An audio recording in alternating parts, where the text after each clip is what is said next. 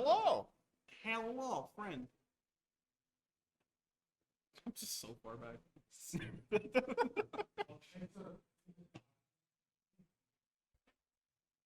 So, guys. Are we live? Yeah, we're live. Yeah. Yeah. What's up?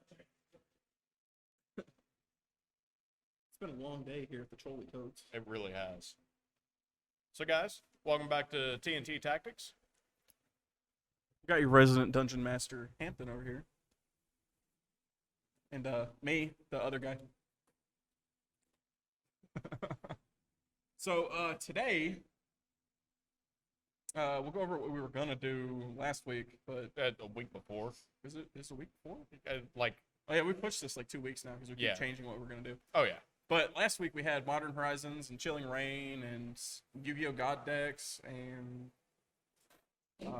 some other Pokemon 10. But we ended up completely swamped with stuff that we had to take care of, so we had to miss. Apologies. But this week we're going to talk about games you wish you were playing instead of being on a stream for Drew and Kelly. Oh, yeah. By the way, how you doing, Bronze Panda? Glad to see you're here. Yeah, what's up, Panda? Well, listen, Dark Alliance just came out this week. I'm having fun with it until I get into a party with randoms and they jack up the difficulty level and I die in one hit to regular trash mobs. Yeah, it's rough. But our first game that I personally would like to be playing right now, Dungeons and Dragons. Now, before we get into any details, I want to point out that this man will look at me on a near daily, if not multiple times a day basis, and just be like, I just won't play D&D. I just want to play D&D. I need this on a shirt, but they won't give it to me. What we also need on a shirt is, oh no, an accident. Oh no, an accident. That is true. Yeah, that has become a recurring meme in our D&D stream. The missus brought it up last night. She was like, I would wear that at a convention. That would be great. It would. What about you guys? Hey Panda, would you wear an "Oh no, an accident" shirt? For context on that, was, I don't know, it just like happened. Third episode. Yeah. It's not so much that it just happened. It's just Brooke derailed the campaign, and she's like, so you guys need help with all of your werewolves and stuff, right? Yeah. Yeah. Absolutely. Okay, we'll help. So they stay the night, fight off werewolves and zombies. Yep. The next day, everyone's like, we're leaving the town. The barkeep's like, oh no, everyone's leaving the town. And he makes a proposal to the less, what's a good word? Chaotic neutral. I was going to say less upstanding citizens, but yeah. Yeah, that's fair. The people that are truly chaotic neutral, he's like, you guys could just make an accident happen and my tavern burns down and you guys get money and, really expensive wine and stuff. Yep. Okay. So, of course, the paladins are walking up to the tavern, getting ready to go in, and you just see An explosion. the warlock and the artificer just come running out. And Palmer, completely deadpan. Oh no, an accident. What's going on? What happened? Oh no, an accident. And then I rolled like a 19 on my deception check. And oh no, an accident. I want to point out, I also fumbled on the villagers for them to believe him. They totally believed it. Yeah, it's because I'm an upstanding citizen that would never do anything remotely illegal like that. You have a bag that eats people? Your point?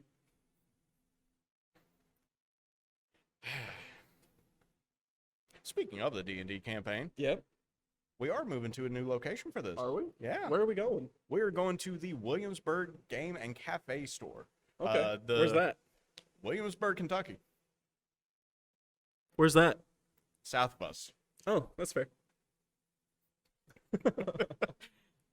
So, guys, if you've been watching us and you've gotten to listen to any of the crazy audio issues that have happened for like the past 3 Oh, sessions, yeah. Ooh. because we're having to use like 3 to 4 mics at a time, Oof. 2 to 3 fans at a time to keep us all from melting down in here. Well, you guys will be super happy to know that that will be fixed. Yeah, the Williamsburg game store has air conditioning. It's amazing. Oh yeah.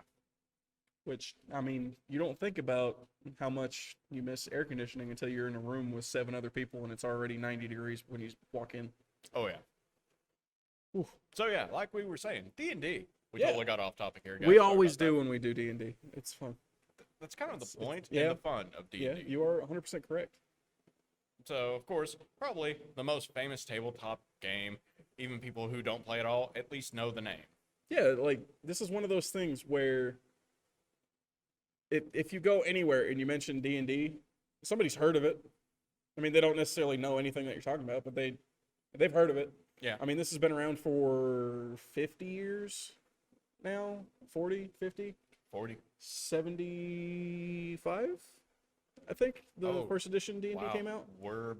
We are actually about to hit 50 years of D&D, guys. Yeah. And then obviously that started a trend where, like another game that came out shortly after that, the first kind of real major contender to it was Tunnels and Trolls.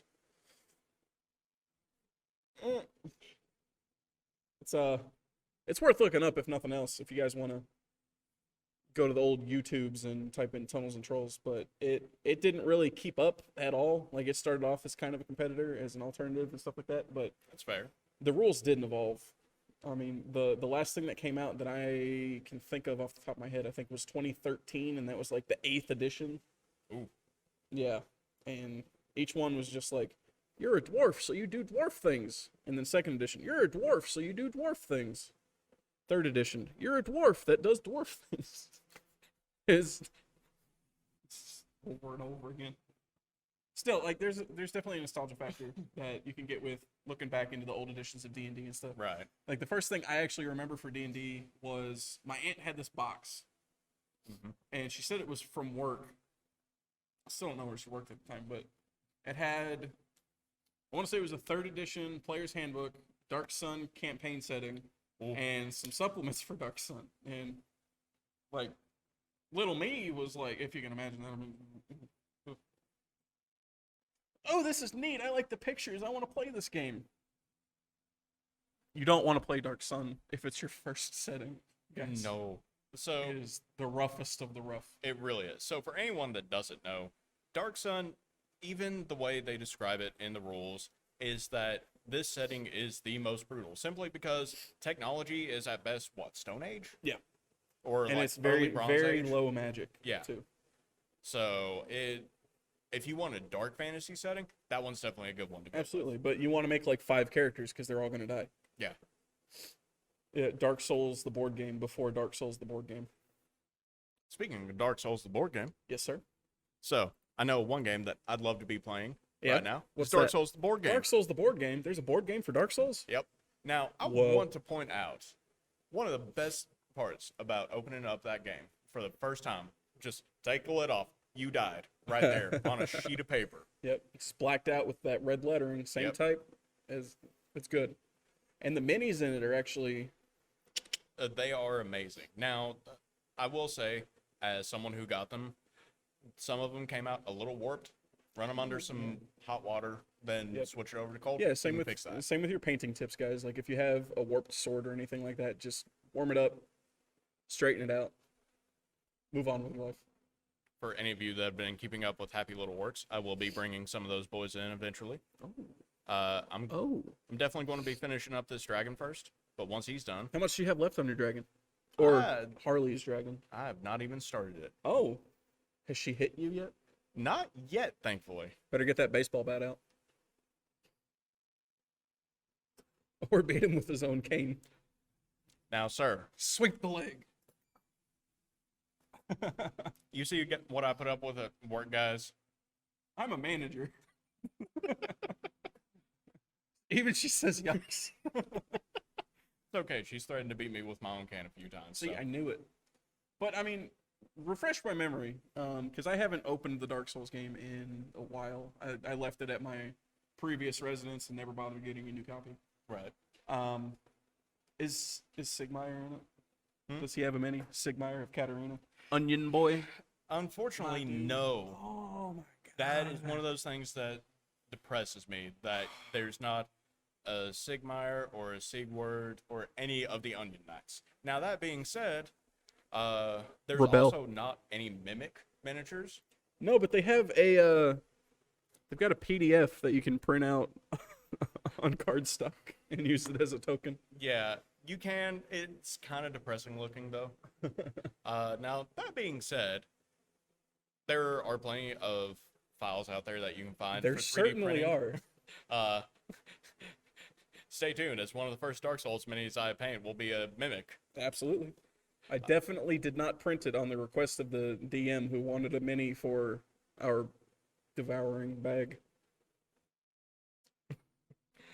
But, like, in general, there's been several expansions to it, which every single expansion always brings anywhere from 1 to 10 new miniatures.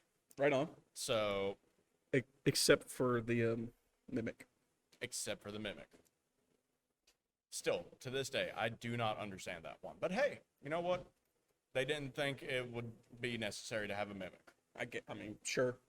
They thought it was necessary enough to make a stat block for it and make a PDF file that you could print off a token for it, but not an actual mini, Yeah. sadly. But I mean, of course, for, just the base game, it's got some of the most iconic bosses from Dark Souls 1 and 3, specifically. Is Ornstein? Ornstein and Smo. Ornstein, yeah, my Yep. dudes. My boys are there. I will go ahead and say that is a very fun boss fight to do on the board game. I didn't do it on the board game, but that's one of my favorite fights. Like, in the actual video game, like, that's where stuff actually gets... Like, you've been struggling the whole time to that point, but that's when the real game... Like, you hit on Orlando, and you go through all of it, and you get to that boss fight, and you're like, oh, this is why... Oh, I understand why people say this game is hard. It's the same way in the board game, because there's, of course, stat blocks for Empowered Ornstein and Empowered Smo. Of course. Because if you kill one, yeah. Yeah. And then, of course, for Dark Souls 3, probably one of the most iconic bosses is the Dancer of Boreal Valley. Yes, I remember that one. Like, I put thousands of hours into the first Dark Souls. We're talking, like, new game plus 60. Like, it doesn't get any harder after 7, but a friend and I would just be like, yeah, sure, let's start over. Yeah, why not? And just keep going. But Dancer is one that I actually remember from 3. Yeah. Dancer, very fun fight, very easy to get yourself killed super early if you're just super bloodthirsty and you see a little old lady in a chair and it's like, die, old lady. Nope. There was also one, God, I don't remember his name though, but it's like this big, huge knight, but he ends up like on all fours and chases you around with a mace in his mouth. Yeah, that. Dark Souls 3. I want to say it's another Boreal Valley. Yep, Vord. Yeah, Vord. That's him. Boreal Valley. Yep. So, yeah. That fight is interesting, to say the least. I wish they had done more with the frostbite mechanic as a whole. That's fair. So Dark Souls in general has a lot of things going for it that I enjoy, but there's still a lot that they could have expanded on. Oh, yeah. And for me, is Sif in Dark Souls, the board game. There is a Darkwood expansion that has Sif, the Great Wolf. Is it Big Sif or Puppy Sif? Big Sif. Sad days. Scholar of the First Sin? Is that the expansion for the first one? That's the You Will for Die the second update? one. Is it for the second one? Yeah. What was the expansion for that one then? Because, I mean, you go and you fight Artorias, which is one of my favorite fights, one of my favorite armor sets. And you proceed down and you find Sif. And in the base game, you have to go to Sif. You have to kill him to take Artorias' ring, to go fight the Four Kings, to beat the game, because they're one of the lords. But if you do this expansion first, there's a side path where you can go and save Sif while he's a puppy. And then he'll help you in the boss fight for that. And then when you go to the Dark Forest to fight Sif, the introduction changes. Yeah. He'll jump down off of Artorias' grave, and he'll sniff you and recognize you, and then be all sad puppy dog boy. And because his best friend's dead. Yep. And he remembers you saving him, and he just kind of hangs his head and walks away and grabs the sword and then defends it anyway, even though you were somebody that saved him when he was little. Well, because he knows And it's that he just has like- to.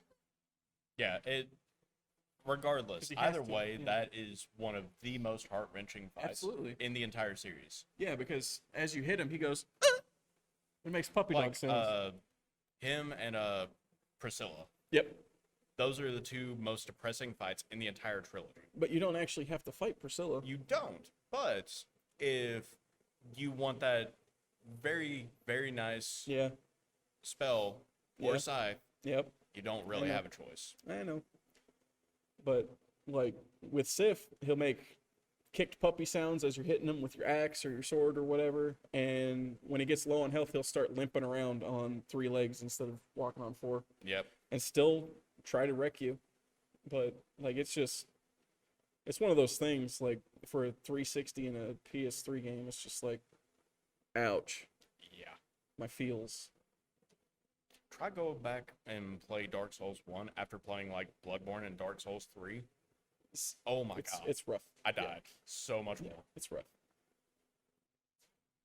Before we get stuck on Dark Souls all day, because We easily could. Yeah, 100%. let's see. What's next? Oh, something that's not out yet, but super excited about it. It's got some Oh, yeah. super awesome miniatures. The Monster Hunter board game. Now, I don't even know where to start with this. Like, you've played Monster Hunter way longer than me, and I know you've got to be way more excited about opening that box and just having all those little boys there. So I want to point out, much like the Bloodborne miniatures game that's coming out next year, I am super sad that once again I missed a Kickstarter by Yeah. 2 hours. Yep. Uh-huh. That's rough. It happened for both Bloodborne and Monster Hunter. So I'm just going to have to wait. But what I'm thinking is going to be happening with Monster Hunter board game, it's going to be handled, I'd say, more or less like how Dark Souls is. For sure. Of course, you've got up to 4 players. It's also by Steamforge, isn't it? Yep. Yeah, so it's the same company that did the Dark Souls game, so I wouldn't be surprised if it's... I don't They'll- want to say a reskin, but My thoughts are that they'll probably approach the tile system in a similar fashion. yeah. I know the base set, I believe, is supposed to be specifically set in the Ancient Forest. Yep. So you'll be able to essentially build like the floor level of Yeah, the Ancient Forest. and I think Rathalos is the big boy Mm-hmm. for the base bet. There's several monsters in it, but Rathalos was like the main headline monster. Yeah, he was. As far as the hunters go, I have no idea who has what. I think there's supposed to be like one great sword hunter. I think the way that the mechanics in the game are going to work is there's one mini per weapon set, Right. so you can't have 2 great sword wielders or 2 gun lance guys unless you go out and buy extra minis. But I don't know if the mechanics in the game will account for that. Like, it might make it too cheesy if you have 2 heavy bowgun guys, for instance, I could definitely see that being an and just issue. like stun lock. But as far as I understand, in the base game, it doesn't have all the weapon sets.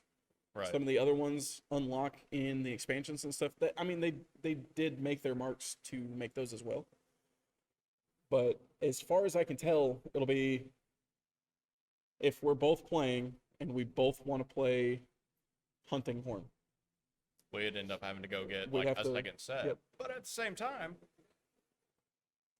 That's an interesting thought. Like, how do you think Hunting Horn mechanics would be implemented? Like, great sword's kind of obvious. Like, so big sword do big damage.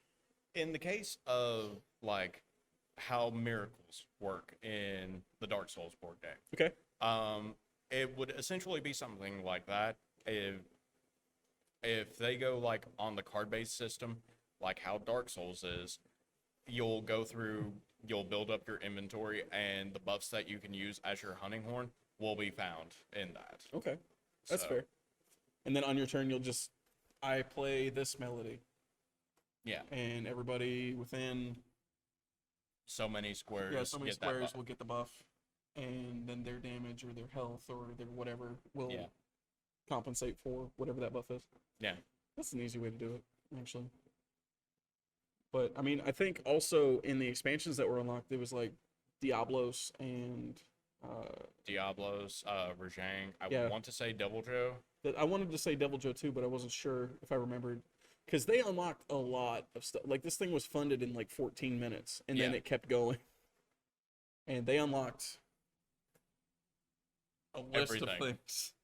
Like, they ran out of things to unlock and had to add more, if Yeah. I remember correctly. Oh yeah, and that was one of the super successful things about it. And in order to get everything, you really only had to put forward, I think it was like $125. Yeah, for if you hit it during the Kickstarter. Yep. Because if you get it during, regular release, I think the The regular board game game itself is going to be like 125. exactly like But, just like I Dark mean, Souls was.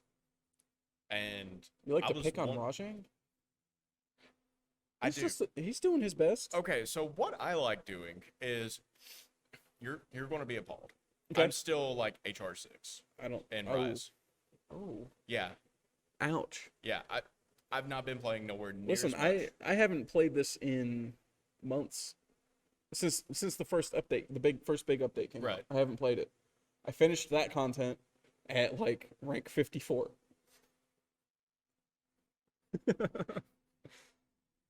Fair. But so of course, whenever I find Rajang, Yep. he's still asleep. Yeah. So I've picked up the habit of get on my dog, Yep. slap Rajang. Yep. Wake him up and you Wake make him him up, chase you run, over the. yep. So it was great because first time I fought Anjanath in high rank, I fought him solo. Yeah. And he was just slapping me around like I was a ragdoll. I was down to one faint will do left. I that, was like, yeah. you know what? I'll go get the boy. So Oh I go, no, there's a question mark over here. What could that be? yeah, I went, got Rajang. Yep. He goes Super Saiyan immediately the moment he wakes As up. he do, yeah. So I'm like, oh god, must go faster. So of course, here I am on my dog, like drifting to get the boost, all of that, and I can't see my screen because he's just that close on my tail. And of course, I'm like, you know what? I'm going to look back. Oh, I shouldn't have looked back Yeah, right. because I couldn't see his head because he was just on top of me.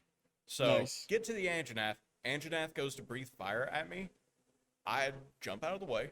He stuns Rajang. Oh, he's still in Rajang. Oh, you jumped on Rajang. I jumped on Rajang, and then I Oh. beat that Anjanath half to death. Yeah. So I come off the Rajang. The Rajang keeps beating on the Anjanath, and I couldn't get to the Anjanath in time to ride him. He ignores the Rajang and targets me specifically. It's like, you have done this to me. How dare you, sir? Call an ambulance, but not for me. Wow. Yeah, That's Uh, rough. it was. But Did you card again? Yeah. But every time since that I've brought Rajang into it, it's always worked out. That's fair. The one that I find interesting is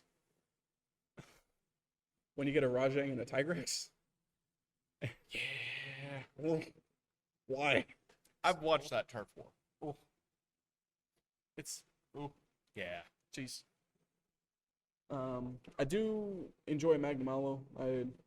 I don't think he got a mini in this release, but He didn't, I which think he is looks sad. dope, and I think he should definitely get one in the future.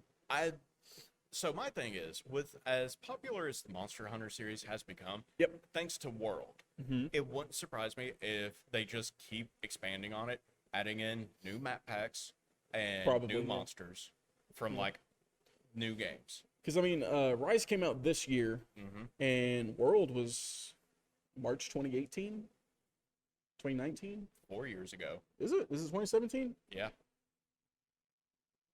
Huh. Well, disregard my point then. I was gonna say that they were cranking them out pretty fast, but I mean they do monthly updates too, so they kind of are, because they did updates for World right up until basically release for Rise, Yep. and then the last update for World was Unfortunately, it was the movie update. but before that, it's like the original big bad booty daddy dragon. Oh yeah. Um, Good old Fatalis. Yeah, Fatalis, that's his name. And guys, Fatalis mini would be Yes. I need it in my life. That way I can just look at it and fall over dead.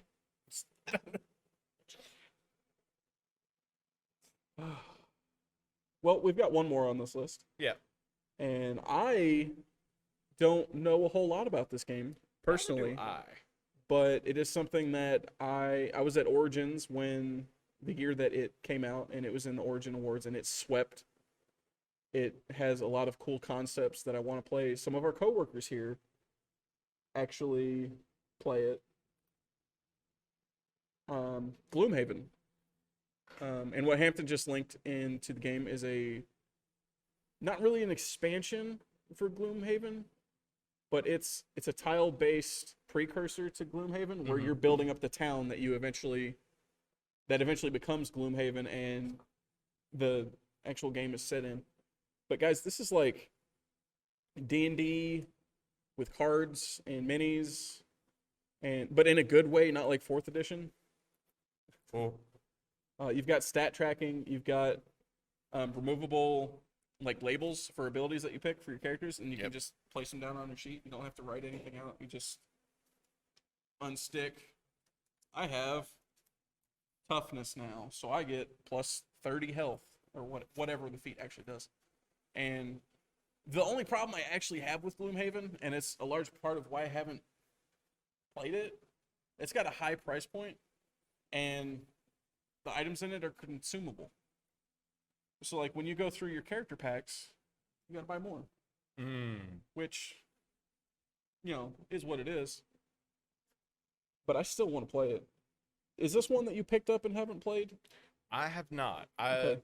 I've picked up the Dark Souls card game. Yep. Or not Dark Souls, Bloodborne card game. Yep. Friend of mine got it for me for Christmas a few years back, and I just have not opened it yet, not had a chance to play it. I've played it with another buddy, but like my own copy is still sitting sealed. That's fair.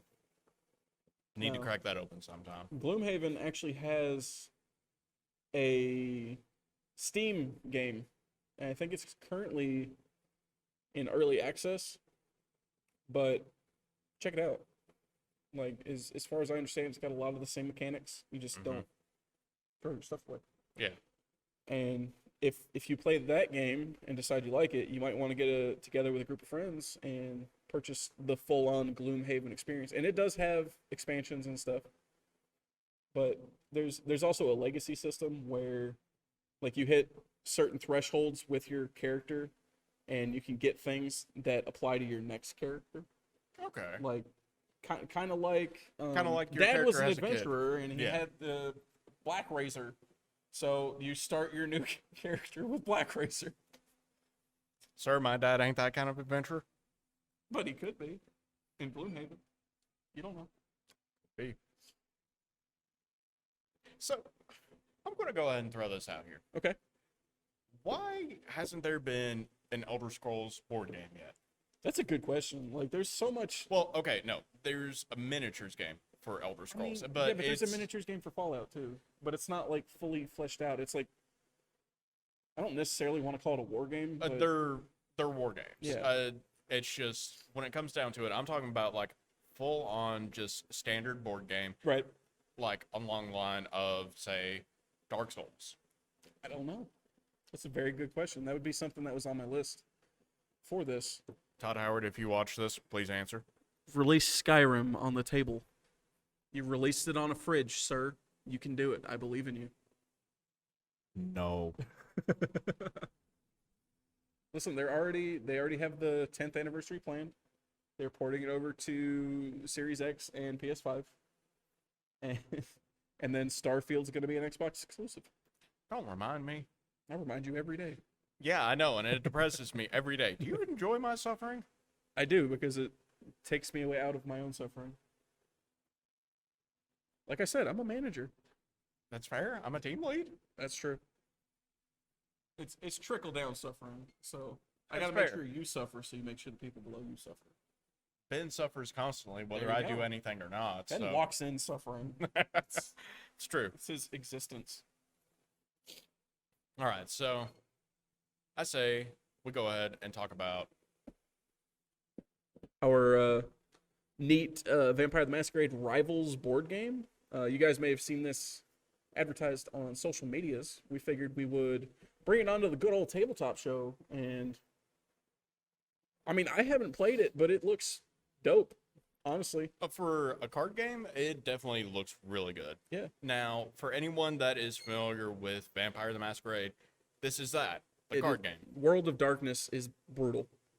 All right. And D10 systems are brutal. that's fair.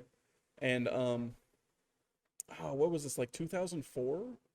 There's actually the cult classic video game, Vampire the Masquerade Bloodlines. Yep.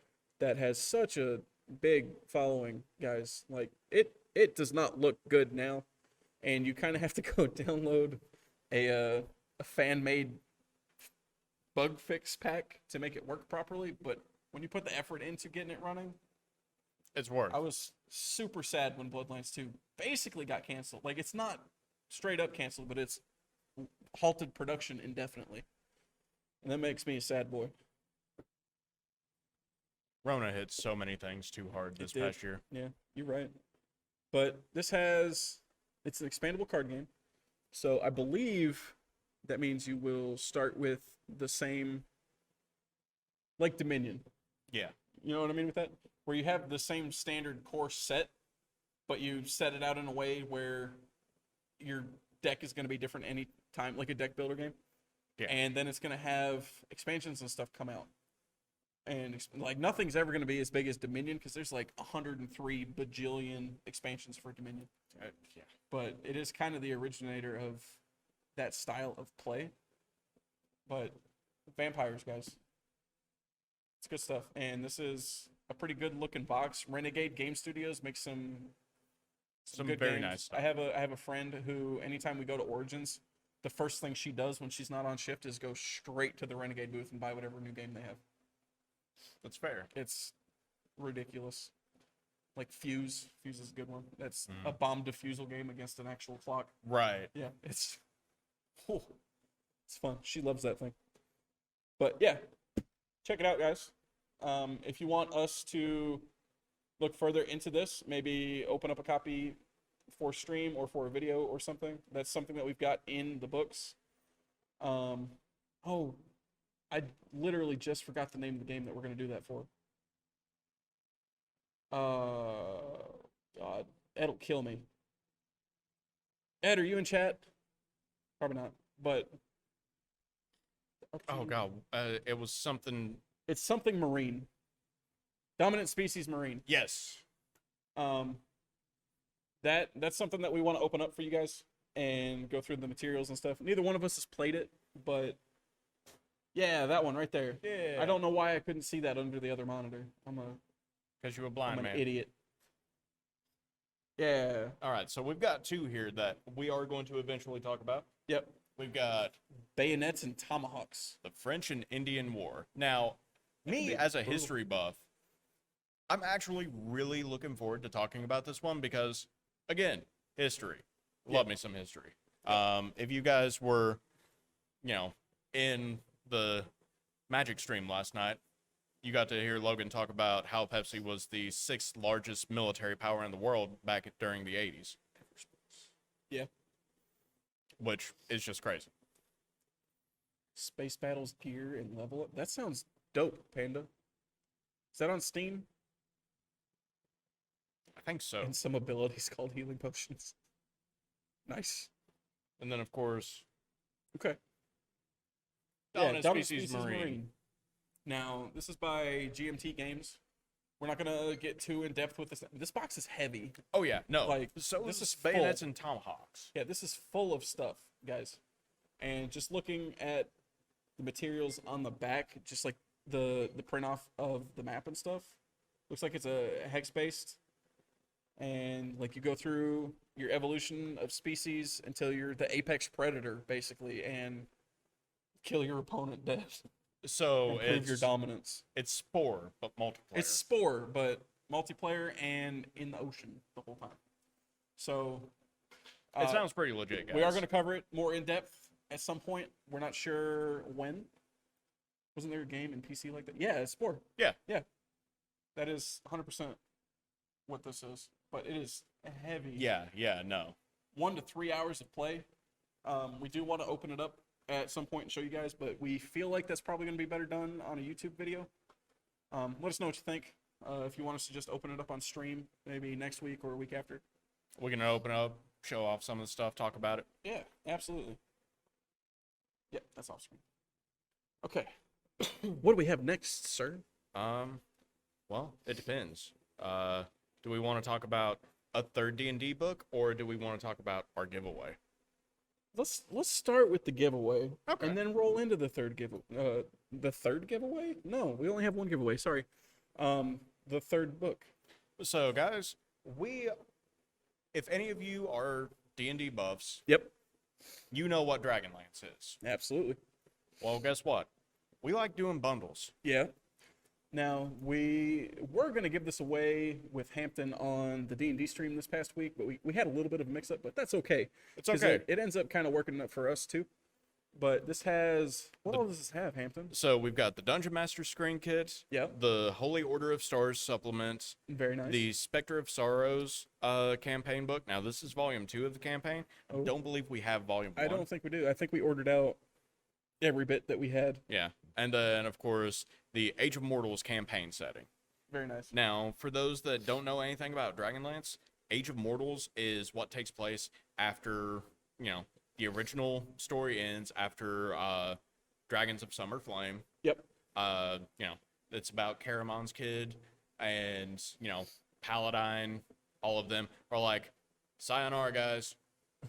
Because, you know what, their dad showed up to kill them all, and then Tasselhoff turned out to be, like, the ultimate plot MacGuffin. Yeah. Also, likewise, Tasselhoff breaks reality because he's dead, and then he's like, oh, wait, Caramon's getting married? I want to go see him. I'm coming back. And then he breaks the timeline. Oh my god. But So- this is technically a 3.5 bundle because there hasn't been anything Dragonlance related since. Yeah. It saddens me because Dragonlance is probably my favorite setting, and this is even considering mean- Forgotten Realms exists. Lots of dragons, like All the warring with dragons. each other. Oh, yeah. and intrigue and combat and spells and swords and all of the cool stuff. Dragon Riders. Yep. Oh God. I know you could go on and on for the rest of the show, and for the next show, and maybe the one after that, talking about your love for Dragonlance. But let's go ahead and make this keyword Dragonlance. It's simple, right? Yeah. Um, It's all one word, yep, guys. it's got the DM screen, hardcover, Holy Order of the Stars, Hardcover, Age of Mortals, and then and soft cover, Spectre of Sorrows. Yep. So it's pretty cool, you know. Okay, so this third book, this says last week, but it was 2 weeks ago now. Yeah. Because we missed last week, guys. But D&D had a week-long celebration, we'll call it, of all things Dungeons and Dragons, where they talked about the Wilds Beyond the Witchlight book, which is the next one to come out. It's the Feywild adventure. It's got like owlkin people. It's got rabbit folk. It's got fairies, playable fairy race, and a new take on hobgoblins, which are like, it's all cool. I'm excited to see what all is actually in the book. And then obviously they talked more about the Curriculum of Chaos Strixhaven book that's coming out, I think it's November. Yeah. And they went pretty in depth on the stuff to go over, and we went into the Unearthed Arcana for the Strixhaven stuff. We didn't look at the Witchlight because that's kind of already Witchlight shut is down. like around the corner, Yeah. anyhow. it's coming out middle of next month, I want to say, but I'm not positive on that. But the interesting thing was, on Friday, they capped everything off this week of playing games and talking about releases with a recap of the week. And that was the first half of the segment for that. And then they just kind of talked about D&D a little bit. But after that, one of the head honchos put out a tweet saying, oh yeah, there's a third book coming out between these two books. And everybody's been kind of like, what do you mean? What's going on? What is this going to be? Why didn't you go over this in your celebration? Like, why was this an afterthought? It 100% should not have been. It really shouldn't have. But it's one of those things that's just like, oh yeah, we got another thing. and then just walk away. They still haven't come out and said any more details about it. Right. However, there's an Unearthed Arcana from, I want to say it's like April, maybe a little farther back than that, that is Draconic Races and Subclasses. So what he was saying about me not talking about Dragonlance anymore, I get to talk about the possibility of it being Dragonlance. Basically, yeah. So, Go ahead. I'm sorry. I know you're excited. So, of course, let me go ahead and preface this with Palmer's the one that told me that it was happening. Yep. I walked into work, he was like, Oh, hey, by the way, this is a thing. yeah, and he's like, so, There's a spell in this Unearthed Arcana. and it's Fizban's, It's like Fizban's Platinum Shield or something yeah. like that. So he said that, and I literally just started bouncing up and down. Now, Yeah. I want to point out, I've got a bad knee. I'm a cripple. Yeah, he walks that with was a cane painful, every day. but that was, But I he was too literally happy to care. He threw his hands up. He's like, yes! Oh my god! So I'm going to go ahead and burst my own bubble here. I went ahead, looked into it more. Yep. There's more than just Fizban in that. So I think it's just kind of a catch-all for dragons because probably. when it comes down to it, they've not really done any specific dragon updates. No. Especially for like playable stuff. Right. It's got Freezing Death's Icy Breath as Yep. one of the spells. So that right there just shoots it down. It's not Dragonlance. Oh. I really wanted it to be Dragonlance, guys. That being said, this is going to have a lot of really cool stuff. It's got, of course, a revamp of Chromatic Dragonborn, Metallic Dragonborn, and then, of course, Gem Dragonborn. Oh yeah, gem dragons haven't been around. I mean, there's the Sapphire Dragon that they released a mini for, and there's a supplement on D&D Beyond where you can get the stat block and an adventure to go fight it. But other than that, nothing. So, it's one of those that... This is going to be one of those that you can take it, and it will be good for pretty much any kind of player, Absolutely. for any kind of class, and pretty much any kind of setting. Yeah, so what's really cool about the Dragonborn races in this, it's not just like a catch-all Dragonborn, hey, you have, scales, and you have this heritage, and you have one breath weapon per rest. Each one has a unique trait in line with that. Like your Chromatic Dragonborn do have the breath weapon, but they get the line weapon, and they get uses of it equal to their proficiency per rest, instead of just once per day. Yeah. Or whatever it was. Yeah, in the case of Metallic Dragons, again, they get breath weapon equal to proficiency per day, but they only have like a 15-foot cone instead of like the 30-foot line that Chromatic has. Yep. But as like an alternative, they can also spit out like, I think it's a 15-foot cone. Yeah, But so, it's a gas. Yeah, when a Metallic Dragonborn hits level 3, they get a secondary, they call it a Metallic Dragon breath weapon. And you have two things that you can do with that. You can either, everything in that cone gets pushed away from you 20 feet, or everything in that cone gets incapacitated. So the way that the abilities read is, instead of it being your action, you can replace one of your attacks during your attack action with the breath weapon. So what you do is you line yourself up. This starts at like level 5 when you get your extra attack for fighters and paladins and stuff. But you line yourself up to get maximum efficiency out of it. You hit your metallic breath weapon, drop as many as you can, and then you hit your regular breath weapon, because I mean you get the metallic breath weapon once per rest like a regular Dragonborn. But then at level 5 you've got 3 uses of your regular breath weapon. So you incapacitate as many as you can, and then you crit everything with your breath weapon, which scales with your level. Metallic Monk Dragonborn. Listen, this is some theory crafting that I've done, because I was in my Facebook group and we were talking about starting up a new campaign. Okay. So you take a Metallic Dragonborn, make him a monk, and then take one of the other options in these Draconic options. Yeah. The Way of the Ascendant Dragon. Which gets more breath weapons equal to your proficiency, but you can pick what type of damage it does. Yes. So you just spend all day just Fusro da and just blow everything up, and then run on walls, and eventually you get flight as an Ascendant Dragon monk, and Nice. it's there's no reason for it to be. That good? Well, now, Harley, I will also point out that when you take the monastic tradition of Ascendant Dragon, when you punch something, you can pick whatever element damage you want to do with your fist. So you can be like, I have, flurry of blows. I want to hit fire and then ice, just because. And then that's your bonus action. And then you could do your regular round of attacks and just be like, Dragon Breath, bleh, Dragon Breath, bleh.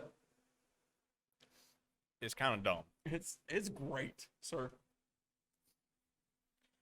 Now, of course, this is something else we've also talked about, is why this isn't going to be a Dragonlance update. And now, there, of course, was a fallout between Margaret Weiss and Tracy Hickman with Wizards of the Coast back about 4 or 5 years ago.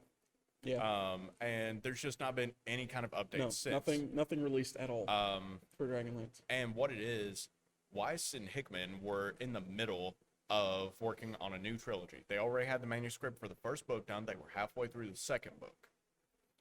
So, very middle. Wizards comes, pulls the contract on them. Yeah. Weiss and Hickman took them to court, and I think they settled out of court, but it was supposed to be upwards of like 20 million in damages is what they were suing for. It was big. Oh, yeah. Yeah, it was huge.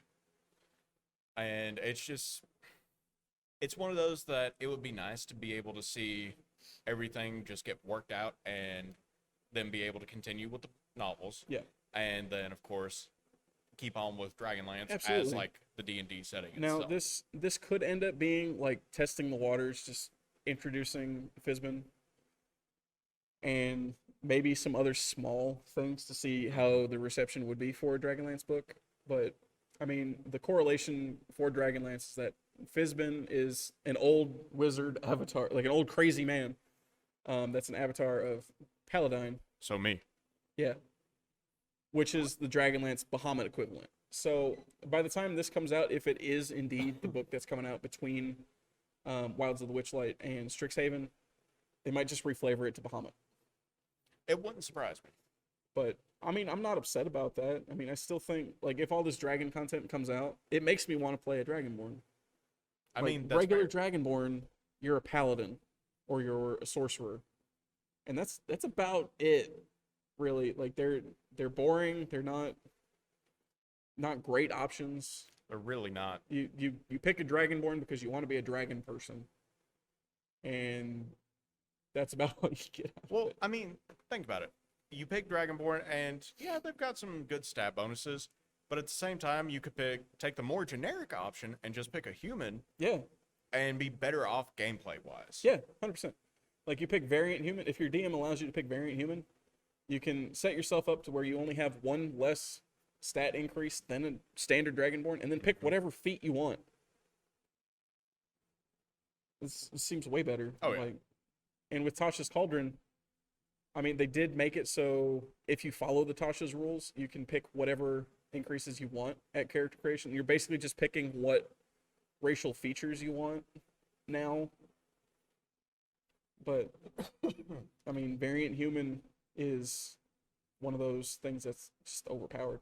Like you can, I want to say at level 1, you can give yourself a feat that gives you dark vision for like 120 feet. Just you can see in darkness, magical or otherwise, for 120 feet. And you just the only negative for being a human is you don't really have dark vision. So, little bit of D&D history here. Variant human is not a new invention of 5th edition. Not at all. In fact, it was something that extended to all races back in 3.5 with the idea of the Paragon template. Yeah. And more or less the same thing. Now, me as a DM, if I'm getting ready to run a 3.5 campaign and someone comes up to me and says, I want to be a Mystic Thurge Paragon human, I show them the door and then break their legs so the trash men can pick them up. And they never come back. Yeah, that. It was too easy to break 3.5. For sure. I mean, there's definitely still ways that you can break this. So what I ended up making instead, because somebody else in that campaign talk wanted to be a monk, I made a Soul Knife Rogue. a Dompier Soul Knife Rogue that's going to multi-class Right. into Way of Shadow Monk. And as long as I'm in dim light, I get advantage, just auto advantage on my attacks. So what you want to do is you're going to spider walk up the Yeah, wall I'm and just get gonna on walk the up the ceiling. wall and then run on the ceiling, be hidden the whole time, and just throw energy knives at people, and always have advantage. Somebody get the Benny Hill soundtrack playing and ready. Oh, sorry, but yeah, I mean, there's ways to break it. May I also mention that Way of the Shadow Monk gets a Shadow Step, which is I know. just it's Misty Step in the dark. Just boop. Yeah. Can you imagine just upside down walking, just boop boop boop, and then throw knives?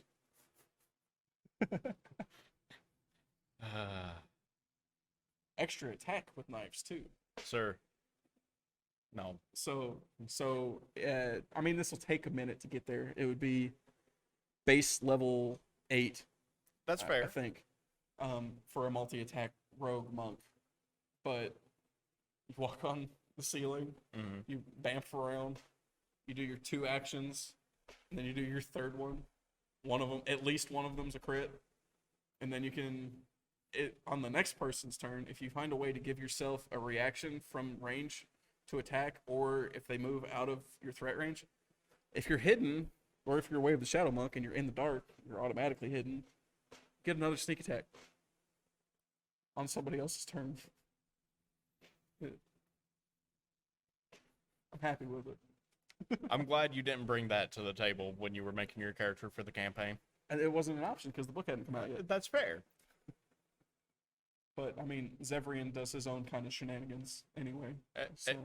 It's okay. It's entirely possible that he's going to cause the apocalypse. As we Oh, know, he's going so. to. We all know it. It's fine. He's in it for the lulz. Right. Praise be to Yawgmoth. Praise be to Yawgmoth. So. Oh no, an accident. Yeah, that. To cause the apocalypse. Oh no, an accident. Just walk the other way.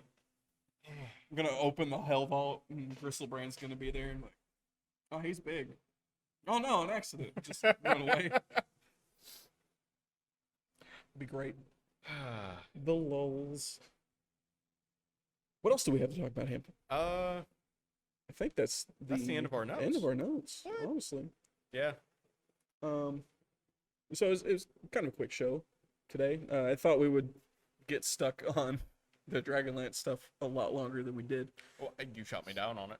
That's that's fair. But I mean, in the Draconic options, there's like we talked a little bit about the Metallic Dragonborn. The Chromatic Dragonborn ends up being more generic, in my opinion. Like they've got the Line Breath weapon, and then at level 3, it's if you get hit by a spell or ability or attack, if you take damage of the element that you're resistant to, you can give yourself immunity to it for like 3 turns or something like that. So realistically, they make a really good tanks. Yes. Yeah, you just put them on the front line and you go. Fighter, paladin, there you go. The Gem Dragonborn, they get the Cone Breath weapon, but they get to pick, I'll say, non-traditional elemental damage. So you're talking Psychic, Necrotic, Radiant. Sonic, all that. Yeah, and Thunder, I think, is the other one. And at level 3, you can grow wings and get a flying speed equal to your walking speed once per day, I think. They end up being pretty strong casters, I want to say. Because there's also feats that are related to the different kinds of Dragonborn. And the gift of the Gem Dragon gives you a +1 to a casting stat. And as a reaction to taking damage, you can emit a psychic pulse that throws whatever hit you 20 feet away from you. I was going to put it on my Soul Knife Way of Shadow Monk. Just for fun. Gem Dragonborn Bard. Yeah. 100%. 100%. Gift of the Chromatic Dragon. I think it just gives you resistance. I think it just makes you tanky. Yeah. Like, put it on a Barbarian, and And let him go to town. Yeah. You're right. Gift of the Metallic Dragonborn. You grow wings, but not to fly. You can use it as a reaction when you or somebody within 20 feet of you, I want to say, is hit with an attack. Not when they take damage, but like they're hit, and you summon the wing out and you throw it down as a shield, and you roll a d4 and add that to their armor class. So you literally just rip off your own wing. to do Basically, that. yeah. Nice. Very metal. Yeah. So I mean, Metallic dragons. also super tanky. Like just get a Metallic Dragonborn Paladin, like Panda wants to do. Yeah. Give him the gift of the Metallic Dragon, Okay. and if he's got 23 on his AC and somebody hits him, Oh. no. Yeah, anywhere from a 24 to a 27 at that point. Absolutely. And that's Kinda before, busted. That's before any other buffs. You're talking like full plate with a plus one plate with a +1 shield, gets you to 22, Oof. I think, and that's not unreasonable. It's really not. So to answer your question, Panda, there are angels in D&D. If Oh, I remember Aasimar? correctly. Awesome. So there's Aasimar, which are literally any race that has had Celestial somewhere in their bloodline. Yeah. And then as far as like actual strictly angels, they're called the plane tier. Oh yeah. Those guys are big beefy dudes. Oh yeah. Sorry. Just remembered a campaign that I was in. Yep. I was tanking everything. I was playing a monk, Yeah. and so Monks are good tanks. monks- Like surprisingly good. very good evasion tank. Yes. So here I am, doing almost all the damage to this plane tier, Yeah. and then the NPC of the party used oh my god, I can't remember what the spell is. Essentially, you just take and imbue a stone with magic. Magic stone. Yeah, And magic you just toss stone. it. Yeah, and it does a D6. Yeah, Yeah. just Yeah. Because I talked to you about using that for ammo. yeah. It just D6 plus int is what it is. Yeah, and just straight up kept stealing kills. Yep. Every major boss fight, I would do the most damage. Magic stone. Yeah. Now, Panda, I will say, Aasimar and Tieflings are basically the equivalents, but on the opposite sides of the spectrum. Because Tieflings are, somewhere in their lineage, there was a human that made a pact with a demon and kind of changed them, or they had a child with a demon and the Tiefling happened. And Aasimar is that, but angels. Yeah. Like they have celestial blood running through their veins, like the same way that Tieflings have fiend blood. And they make really good tanks, Oh yeah. honestly. And of course you can totally have the whole wings thing going. Yeah. With Aasimar. Yeah. I think that's their level 3 ability, depending on Mhm. what subtype of Aasimar you pick. Like you could be, I think it's called a fallen Aasimar, where you Yeah. sprout skeleton wings and you do AoE necrotic damage to anything that can see you and cast fear. But the regular Aasimar just summons wings and gives itself a temporary fly speed. Yep. They're really good paladins. Oh yeah. Honestly, they're just really good all around. Like I mean, both really, races are. realistically, with Natasha's rules changes, if you're using them, they can be a really good anything. If you just like the idea of having a celestial monk or a warlock. Yeah. Because, I mean, there's a Pact of the Celestial Warlock where you've made a pact with an angel. So you could be an Aasimar who has made a pact with a higher tier angel, like the Planetar. And that's how you get your abilities. I mean, a lot of them are radiant damage and cleric-like, but you can still be a warlock. Or you could totally be a tiefling celestial warlock. You absolutely can. It's good flavor on that. I like it. Fiend blood celestial warlock. Next Let's time I go. get to play D&D, that's what I'm making. See, I honestly, because I've talked to you about this, but I Right. like finding combinations that break the game, but I also like finding combinations that just don't work and making it work. So, what I really enjoyed doing in 3.5, and I'd finally found me a DM that would let me do something like this. Yeah. Warforged Druid. I see why that would be an issue. So, for anyone that doesn't know, back in 3.5 and before, Druids couldn't touch worked metal. Yeah. Period. And a Warforged is 100% worked metal. So, the thing is, there were variants for Warforged. Yeah, because you can have one that's made out of wood, right? Right. Yeah. Well, my Warforged started out made out of metal. but he had a thing where he really liked animals. But every day that he was still metal, he lost more of his connection to nature. Ooh. And he was trying to build Yeah. it up. So, Yeah. of course, the whole goal, like his entire goal, was replace all of his metal bits with wood. And I wish I still had it, because one of my college buddies drew this character out for me. One of the jankest looking things ever. Yeah, no. Fun character, but again, it's one of those moments of it's fun because absolutely. it didn't work the way it was meant to. Right. And that's what I love about D&D. It can literally be whatever you want it to be. Like that's one of the major selling points for me. Like for me, a game that takes more than an hour typically won't hold my attention very well. Right. Like I want to get in there, I want to play real fast, I want to get done and move on. Like I can't really stand worker placement games.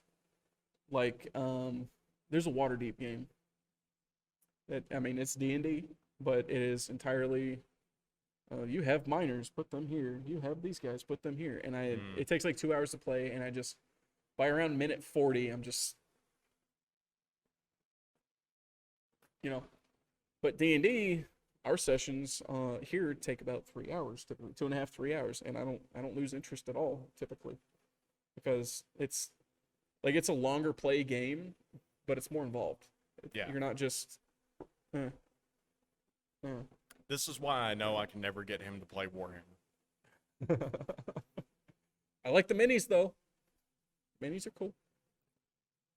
But as far as like a long form skirmish game or a straight up war or apocalypse or whatever the really big one, like I've seen people play them at conventions where they take up a full like 10x6 table and they put out their units and stuff and they play all day and they're still not done.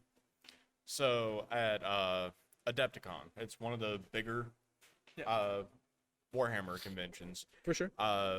They will have like several tournaments. Mm-hmm. There's one tournament that lasts the entirety of Adepticon, and it's the Apocalypse tournament.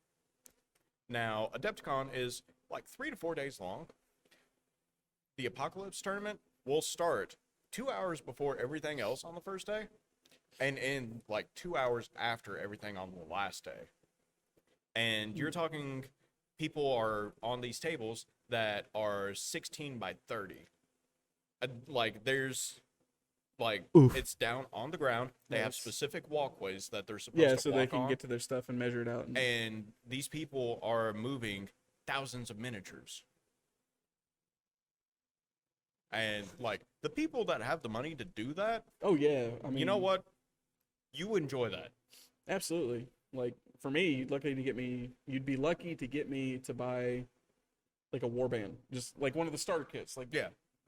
Like the Iron Jaws you got. yeah, like the Iron Jaws that I won. Get that set up to play, and then actually get me to play the game. Like that would be probably the extent of it, or like the Beast Grave that we Right. gave away a couple weeks ago. That would probably be my limit. Like something that's gonna take me 8 hours. Like I love D&D, but if I was doing an 8-hour long combat, I would probably kill myself. Oh, I've been there, done that.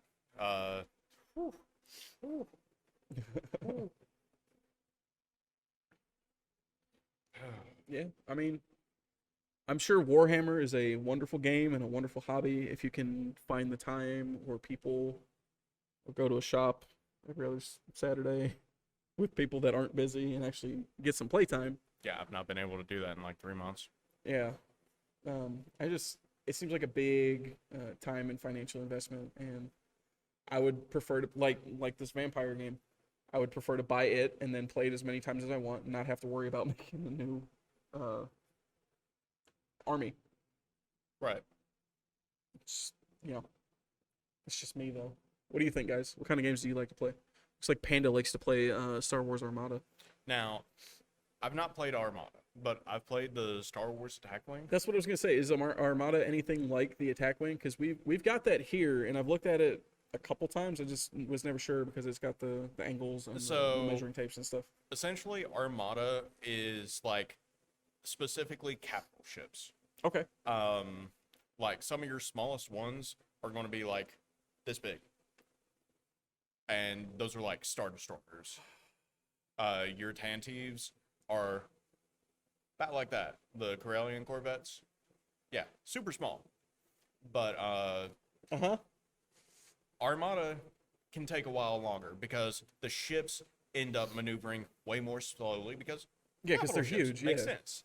Attack wing, you can do like 4 or 5 games in the span of like an hour and a half Sure. because it's all smaller scale. Now, of course, there's a point limit. You set your points, all that, what everyone's going to be playing. Different ships do different things. I remember back when the game first got started, the most meta ship list that you could make Millennium Falcon. was no Oh. Slave 1 Yeah. Okay. and a TIE bomber. Huh. So the TIE bomber, not very maneuverable, No. but you used it as like a screen for your Slave 1, and you used it to drop bombs and fire torpedoes. Fair. Slave 1 could fire both in front of it and behind it. Yeah. So you would just take and deploy your concussion mine wherever you needed it to. And you could throw it out from the front of the ship, out from behind the ship. And yeah, no. I accidentally built that list because I was like, love Boba Fett. Get me a Slave 1. Yeah. One of my buddies was like, why don't you get you a TIE bomber? That seems like it'd be good with it. I was like, sure, why not? And the very first tournament that I went to for it, I took first place unintentionally. Because you played the meta on accident. Yeah. Yeah. The meta soon changed to be 3 of the Slave 1, like Slave 1 itself, and then the 2 other versions that you could take, which were both Mandalorians, Right. That makes sense. and it was super busted. Star Destroyers from Clone Wars, Venators, Imperial of Victory, Rebel ships, Mon Calamaris, Nebulon Base. Oh my god. Nice. You said you've Very got nice. 30 of these, Panda? Woo. Woo. I mean, I can't say anything. I collect the big dragons from D&D. You do. Whoops. All right. Well, guys, I say it's time we go ahead, roll our giveaway. Yep, roll that giveaway. Key that spam word if you haven't already. Harley Q, you won. Harley Q, you win the Dragonlance. Congratulations.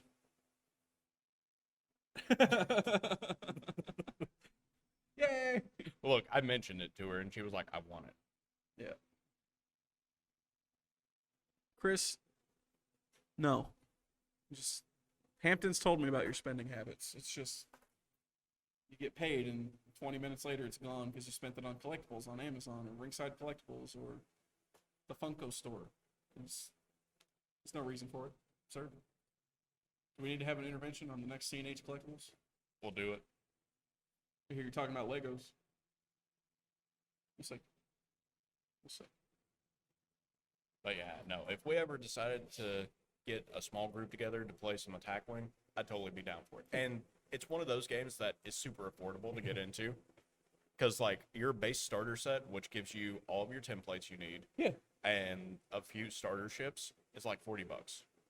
Every not ship terrible. after that is like $12 to $20, unless you go to get like a big one, like Slave 1 or the Houndstooth or the Millennium Falcon.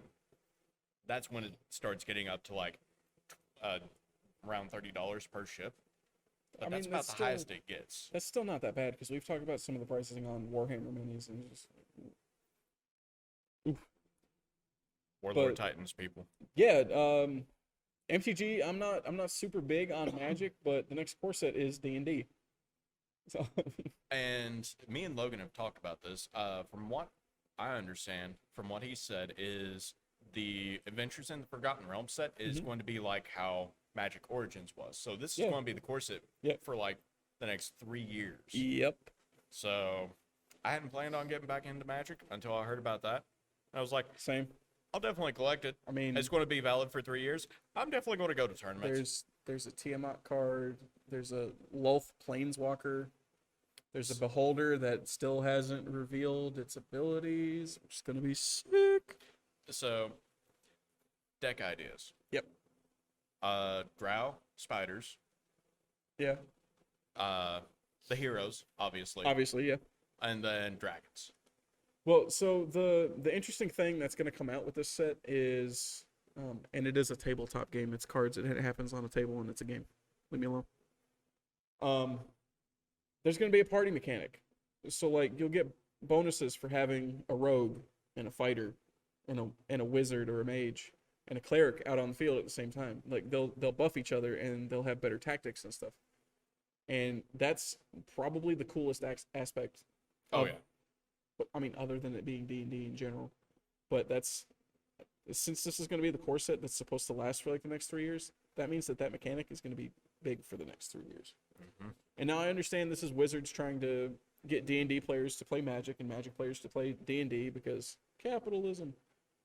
But it's still a really cool concept. I don't know if it's going to be enough to actually get me to play Magic competitively or if I'm just going to collect some of the cards. But I'm going to spend money on it. You got me. I'm still waiting for next year's Commander decks. Warhammer 40K. Yeah, the Warhammer 40K Commander decks. Totally building chaos. Of course you What? Well, guys, we're going to wrap things up here. We appreciate you coming out. Hampton will be back in about 40 minutes. Give me enough time to get some din. Yeah, go scarf down some Brianny weenies. Protein bar today. Oh, protein bar, yeah, okay. Upgrade. But we appreciate you. Hit us up in the Discord to let us know your thoughts about opening some games on stream or if you want those to be YouTube content. If you want to hit us up with some of your cool theory crafted builds, I'm about it. Definitely hit us up. Make sure you hit that follow button to get notifications whenever we're live. If you want to drop your Prime sub, I mean, you don't have to, but subscribers do get double entries when we do giveaways, and that's basically every stream, guys. Like, up to you. I think it's a good deal. That's what I do. But I'm your Smash Captain, Palmer. And this is your resident Dungeon Master, Hampton. We'll see him in a little bit. I'm out for the day. I appreciate and love all of you. Thanks for stopping in. Have a good one, guys. You could have whatever you want. I'll tell them how to live their lives. Wait, I can have my cake and eat it too? Not you, just them. Oh, makes sense.